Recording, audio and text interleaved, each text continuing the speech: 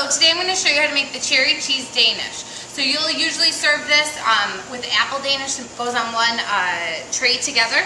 So this Danish is pretty easy, and you can make this interchangeable. So say you didn't want to use cherry, you can change it out with a blueberry pie filling, peach pie filling, etc. We just chose cherry because lots of guests like cherry, so that's why we chose it. So in here, I'm making a much smaller amount. You are going to combine softened cream cheese, and it says in your recipe to microwave it, or you can just leave it out at room temperature, just so you can kind of work with it. And you would be doing this in your kitchen mixer. For the purpose of the demo, I'm just going to do it in a bowl, okay?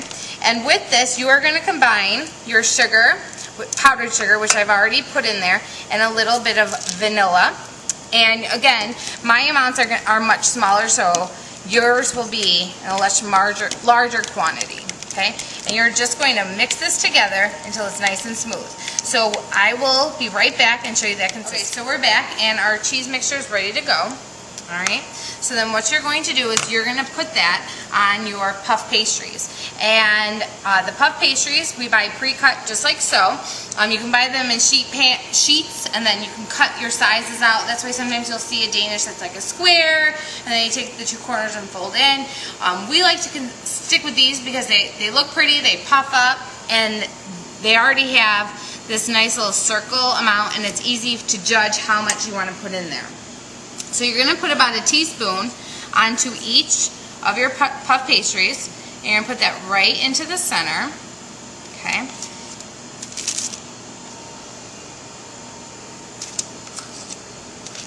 Just like so. And then you're going to take a butter knife, and you're just going to kind of spread it out. Just like so.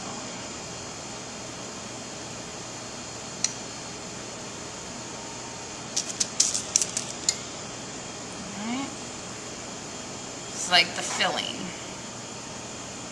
Alright, so now what you're going to do is you are going to take, I'm using just some canned pie cherry filling, okay, and I am going to do, I should be wearing gloves, I'm going to put 3 of them in the center of each one. Now, if you think to yourself, I think it needs more, you always want it to be an odd number. So 4 kind of looks weird, but then when you add that 5th, it's more visually appealing. Okay, so you always want it to be an odd number.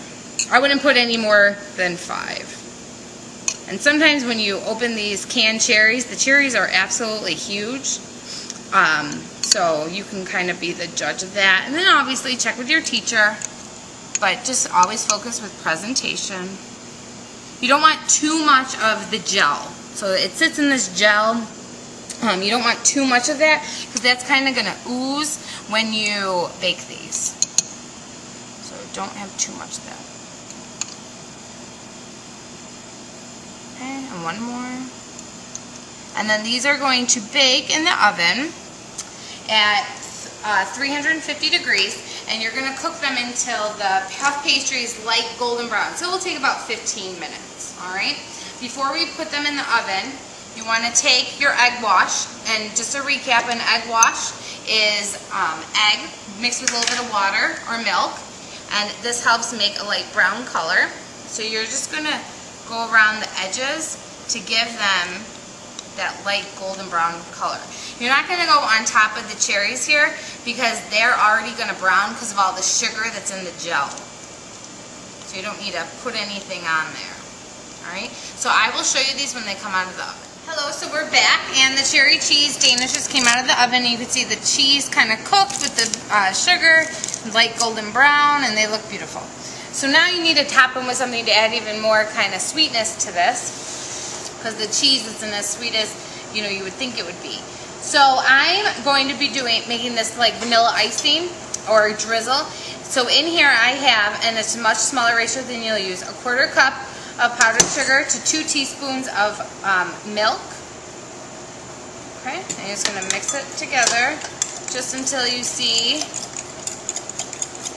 and I'm going to need a little bit more sugar. So alright, so now this is the right texture, nice and liquidy, but still pourable. and thick enough so it doesn't just go everywhere. So you want to pour these on. I like to pour this on after these have cooled because then you can see the drizzle. Right now these are hot, so the drizzle is probably going to melt into the Danish, but that's okay, all right? But yours you'll put it on when it's cooled, okay? So to do this, you're just going to take a fork and kind of go back and forth.